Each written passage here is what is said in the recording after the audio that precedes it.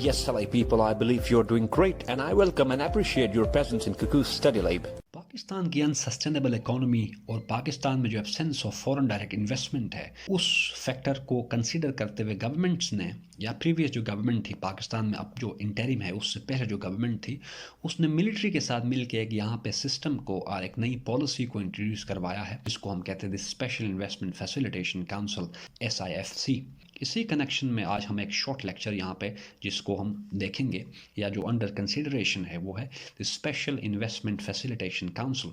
इस लेक्चर में हम देखेंगे कि इस काउंसिल को या इस स्पेसिफिक जो एक वन विंडो ऑपरेशन लाइक एक हमारे पास फ्रेमवर्क पाकिस्तान में इंट्रोड्यूस करवाया जा रहा है या करवाया जा चुका है, इसका पर्पस क्या है, इसके बारे में थोड़ी डिटेल आप लोगों को बताऊँ तो जो स्पेशल इन्वेस्टमेंट फैसिलिटेशन सेंटर है उसको 17 जून 2023 में इसको इस्टेब्लिश किया था, headed by prime minister involving representation from armed forces। फिर अगर आगे देख लेते हैं तो army serving as member of apex and executive committees.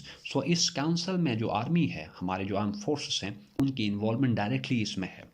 फिर नेक्स्ट है the council is a unified attempt on part of civil military leaders to steer the country out of economic crisis. क्योंकि आपको पता है कि पाकिस्तान की इकॉनमी अनसर्टन है, volatile है, अनसस्टेनेबल है, तो मिलिट्री एंड सिविलियन जो लीडरशिप है उसकी कोशिश ये है कि पाकिस्तान की जो एक इकोनॉमिक वल्नरेबिलिटी है या पाकिस्तान की जो डिपेंडेंसी है ऑन एक्सट्रानियस हेल्प, उस डिपेंडेंसी चेन को ब्रेक किया जाए by encouraging and attracting foreign direct investment in Pakistan. Investment Pakistan में अगर आ जाती है तो उस केस में पाकिस्तान में डेवलपमेंटल प्रोजेक्ट्स इनिशिएट होंगे।